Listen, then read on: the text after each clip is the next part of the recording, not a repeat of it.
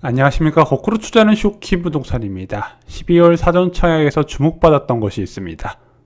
분양가였죠. 분양가가 정말로 착하게 나왔습니다. 그런데 분양가보다 더 화제가 된 게 있습니다. 바로 입주 시기입니다. 제가 볼 때는 국토부하고 LH가 좀 정신이 나간 것이 아닌가 이런 생각이 들 정도입니다. 오늘 내용 중요합니다. 영상 전에 구독, 좋아요, 알람 설정은 필수입니다. 자, 2018년 3기 신도시가 발표됐을 때 당시 국토부가 발표한 예상 입주 시기는요 2025년이었습니다. 자, 이제 2024년 새해가 밝았습니다. 그리고 시작된 사전청약의 대반전 어땠을까요? 12월 뉴홈 사전청약의 입주 시기가 화제입니다. 남양주 왕숙 2지구와 고양 창릉지구는 2029년에 입주가 된 걸로 나와 있고요. 서울 대방 뉴홈 일반형 분양 같은 경우는요 2032년에 입주가 나와 있었습니다. 아니, 내가 잘못 알고 있는 걸까? 자, 사전청약은요 2021년 7월부터 공급이 됐습니다. 이 사전청약을 왜 진행했다? 본청약 1년에서 2년 전에 미리 공급하는 제도거든요. 근데 8년 뒤에 입주할 아파트를 왜 지금 뽑고 있는지 모르겠다는 겁니다. 문제는 8년 뒤에 입주할 아파트의 추정 분양가가 지금 무슨 의미가 있냐는 거죠. 2016년 분양가가 어땠는지 한번 볼까요? 2016년 6월에 동탄 2신도시 현대 힐스테이트라고 있습니다. 자, 여기 전용 84 타입 분양가가 3억 8천만 원이었어요. 자, 그리고 2013년 12월 7년 6개월 뒤에 공급됐던 동탄 2신도시 금강 펜테룸 7차 신주거 문화타운에 위치해 있죠. 여기 84 A타입 분양가가 5억 5,800만 원이었습니다. 자, 7년 반 동안에 공사비가 거의 1억 5천만 원 정도 더 올라간 거예요. 토지 가격은 많이 안 올라갔거든요. 근데 공사비가 그만큼 올라갔습니다. 당연히 이런 식으로 8년 정도면은 분양가 가격이 달라질 수밖에 없는데 2032년 입주 단지를 지금 한다는 것이 말이 되냐 이런 생각이 나올 수밖에 없다는 거죠. 자, 이번에는 이제 4차 사전청약이 뉴홈 사전청약이었고 작년 9월에 진행됐었던 3차 사전청약에서도 2032년 입주 단지가 있었어요. 바로 남양주 진접 2지구였죠. 여기는 2017년 11월에 발표된 신도시였습니다. 규모도 1만 호밖에 안 돼요. 자, 이 신도시 하나 착공해서 입주하는데 무려 15년이나 걸렸다는 거죠. 물론 문화재가 나와서 사업 지연 이슈가 있었지만 그런 거 감안해도 너무 오래 걸린다는 겁니다. 국토부와 LH는요 3기 신도시 속도에 대해서 늘 강조합니다. 그래서 3기 신도시 기사 나올 때마다 이런 내용이에요. 자, 2019년 12월 기사 3기 신도시 인허가 준비 착착 2021년에 분양 속도. 자, 2020년 기사 볼까요? 3기 신도시 등 수도권 127만호 공급 속도 낸다. 그리고 2022년 1월 기사 볼게요. 3기 신도시 보상과 인허가 속도를 내고 있다. 작년 10월 달에도요 3기 신도시 공급 앞당기고 물량 늘린다. 그런데 매년 공급 준비 착착하고 있다, 속도를 내고 있다고 하지만 그 어떤 신도시보다 늦어지고 있다는 거죠. 자, 고양 창릉 S3 블럭 여기가 2019년 5월에 발표가 됐습니다. 그런데 입주 시기를 2029년으로 보고 있어요. 남양주 왕숙 2지구의 A2 블럭과 A7 블럭은요 2018년 12월에 발표했습니다. 여기는 2029년 입주로 똑같아요. 자, 그러면 지정부터 입주까지 10년에서 11년 정도 소요되는 것으로 나타난다는 거죠.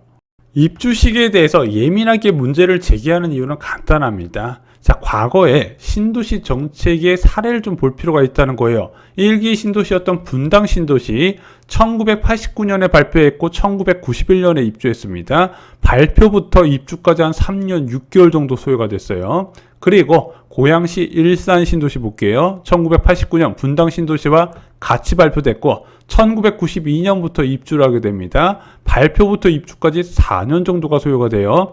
자, 예전 1기 신도시는 신도시 발표부터 입주까지 3년 6개월에서 4년 정도가 소요됐는데 왜 3기 신도시는 10년 넘게 걸리냐? 아니, 이때는 군사정권에서 빨리 가능했다 이렇게 말씀하시는 분도 계셔가지고 2기 신도시 한번 살펴보겠습니다. 자, 동탄 1신도시 볼게요. 여기는 2001년에 발표됐고 2007년 1월에 입주를 하게 됩니다. 발표부터 입주까지 한 5년 6개월 정도가 소요돼요. 자, 그 다음에 판교 신도시 보겠습니다. 여기도 2001년에 발표됐는데 2008년 12월부터 입주를 하게 됩니다. 발표부터 입주까지 7년 정도 소요가 됐는데 이때 금융위기가 와서 좀 지연이 됐지 그거 아니었으면 동탄 1 신도시하고 비슷하게 진행됐을 거라고 봐요. 자, 그래서 1기 신도시나 2기 신도시나 길어도 7년 이내에 첫 입주가 됐는데 왜 유독 3기 신도시만 10년, 11년이 걸리냐 이거죠. 다른 데는 4년, 5년 이렇게 걸렸는데 왜 얘만 10년, 11년이 걸리냐 이거라는 거예요. 자, 근데 2029년 입주도 솔직히 늦어서 난리 날 판인데 여기서 더 오래 걸릴 가능성도 있는 거예요. 왜냐면 지금 고양 창릉지구가 2029년에 나왔잖아요. 여기 아직 토지보상 끝나지도 않았어요. 또한 토지보상이 끝나면은 부분 철거가 들어가고 착공이 들어가야 되는데 이 안에 지작물 철거권이 있어요. 이 지작물 철거권을 3기 신도시 원주민들 조합에서 우리한테 내놓으라고 계속 실력 행사에 들어가고 있으면서 고하남 교산지구하고 왕숙지구가 일이 진행이 안 되고 있습니다. 창릉도 이런 게 드러날 가능성이 커요. 자, 그래서 창릉은요 2029년 지켜지지 않을 가능성이 있다는 거 2030년까지 봐야 된다는 겁니다. 공공분양 기준으로요. 자, 가장 중요한 거는 민간 분양이죠. 자, 3기 신도시 공급 중 40%를 차지하는 민간 분양, 거의 3기 신도시 공급의 핵심이에요. 왜냐면은 공공분양은 중소규모 평형 위주로 공급되고 실제로는 중대형 면적은 민간 분양에서 나오거든요. 근데 공공분양보다 민간 분양은 더 늦게 진행될 수밖에 없겠죠. 일단은 LH가 보유한 토지를 매각을 해야 됩니다. 그래서 민간에 매각을 한 다음에 그 민간에서 인허가를 받아야 돼요. 인허가 받고 나서 일반 분양을 진행하게 됩니다. 그럼 거기서 한 2년 내외가 더 소요가 돼요. 그럼 공공분양이 2030년 입주한다면 민간 분양은 2032년부터 입주할 수 있다는 얘기입니다. 그래서 국토부는 민간 분양이 길어질 가능성을 대비해서 미리 토지를 공급하려고 알아봤는데 시공사들, 시행사들이 쳐다도 보지 않는다는 거죠. 왜냐하면 일반적으로 이 토지 낙찰받고 나서 1년에서 2년 정도 뒤에 공급된 걸 선호하지 이런 식으로 4년 뒤, 6년 뒤에 공급할 수 있을지도 없을지도 모르는 아파트를 거액의 자금을 묶여가면서 확보하지 않는다는 겁니다. 그럼 어쩔 수 없어요. 순리대로 2032년부터 나올 가능성도 있다는 겁니다. 저는 이렇게 생각합니다. 2026년부터 공급 부족 상황이 오잖아요. 이거는 100% 국토부 잘못이에요. 아무리 못해도 2027년부터는 좀 어느 정도 규모로 입주시킬 플랜이 나와 있어야 돼요. 자, 이런 식으로 사전차약을 진행하는데 2029년, 2030년 하면은 누가 이거 믿고 기다리겠습니까? 근데 지금 국토부나 LH가 비단 이번뿐만 아니라 제가 볼 때는 한 2015년부터 계속 이러더라고요. 일단은 신도시 사업 추진을 굉장히 느리게 진행을 합니다. 그리고 신도시가 완성됐다 하더라도 그런 아파트를 어떻게 공급한다? 장기간에 걸쳐서 분할 공급해요. 공구로 나누든가 아니면 단계로 나눠가지고 이제 굉장히 천천히 공급을 하더라. 그 과정에서 고가 분양 전략을 선택한다는 거죠. 민간의 토지를 굉장히 비싸게 공급합니다. 그래서 민간 분양 같은 경우는요, 남양주 왕숙은 거의 구평 기준 7억대부터 그리고 창릉이나 이제 대장지구 그리고 교산지구 같은 구평 기준 8억 내외에서 공급될 가능성까지 말씀을 드렸죠. 자, 그래서 과거의 하락 공식이 먹히질 않는 겁니다. 이런 이야기 들어보셨죠? 부동산 가격 한번 떨어질 때 꾸준히 떨어진다. 이게 예전에 하락할 때 공급 측 이슈가 있어서 그래요. 1990년대 대사하락기 때는 전두환 정부의 500만원 주택 건설 계획에다가 노태우 정부의 1기 신도시 정책이 겹쳤었거든요. 그러면서 수요보다 많은 공급이 이루어지면서 집값이 오랜 기간 떨어졌던 거고, 2010년 초반의 대사하락기는요 2기 신도시하고 송도나 청라 같은 인천 경제자유구역에서 입주가 진행되는 와중에 이명박 정부에서 정말 핵심 입지의 파격적인 분양가를 선택한 보금자리 주택 사업을 쏟아냈던 겁니다. 그러면서 기존 주택 소유주가 불안하면서 싸게 팔았기 때문에 집값이 대세하락할 수 있었어요. 근데 지금은 1990년대 상황하고 2010년대 초반 상황하고 완전히 달라요. 핵심 지역의 공공택지 자체가 거의 없을 뿐더러 3기 신도시 이렇게 천천히 준비하고 있잖아요. 자, 한동안 공급이 없다는 것을 더 알고 있는 집주인들 이런 생각을 하겠죠. 굳이 싸게 팔 필요가 있냐? 그래서 집주인들이 싸게 파는 경우는 딱 하나예요.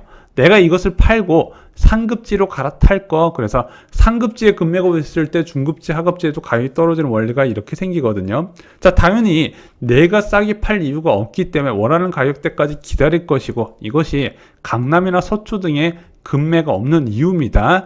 상급지 주민들은 다 알아요. 야, 이제 우리 지역에 공급도 없을 것이고 수요만 늘어날 것이다. 그렇기 때문에 절대 싸게 팔 필요가 없다. 그래서 강남이나 서초, 송파구, 강남 상구 아파트를 맨날 소득 관련 지표로 분석해보고 고평가니 아니어도 안 떨어지는 이유가 바로 여기에 있는 겁니다. 이런 상급지 집주인들을 불안하기 위해서는 상급지의 공급 자체가 많아야 돼요. 어떤 거에 비해서 수요 대비 많이 공급돼야 되는데 물리적으로 불가능하다는 거죠. 자, 그럼 이런 상황에서 무주택자의 현명한 내 집 마련 전략은 무엇일까요? 일단 지금 공공사전책 나왔잖아요. 입주 시기가 정말로 늦고 여기서 더 늘어질 가능성은 있지만 일단 당첨되고 나서 기존 주택 급매를 병행해서 알아보시면 됩니다. 기존 주택이 너무 많이 올라서 야 이건 못 살 것 같아, 너무 심각한 영끌이야, 그러면은 사전청약을 기다리시면 돼요. 대신 내가 일단 잡아놓은 게 있기 때문에 전월세를 거주해도 그렇게 힘들지 않게 버틸 수가 있거든요. 두 번째는 가장 먼저 공급되는 3기 신도시 민간 분양을 찾는 겁니다. 야, 3기 신도시 민간 분양 오래 걸린다며, 비쌀 거라며.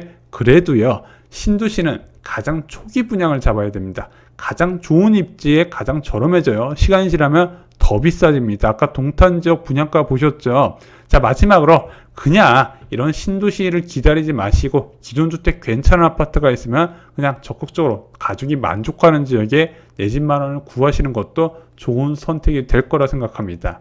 자, 오늘 준비한 소식은 여기까지입니다. 2024년 부동산 책을 읽으세요. 무주택자가 성공하는 길을 제시합니다. 부자가 되려면 차익에 미쳐라에 여러분들이 청약 통장으로 돈을 벌 수 있는 모든 것을 만들어 두었습니다. 이상으로 영상 마치겠습니다. 감사합니다.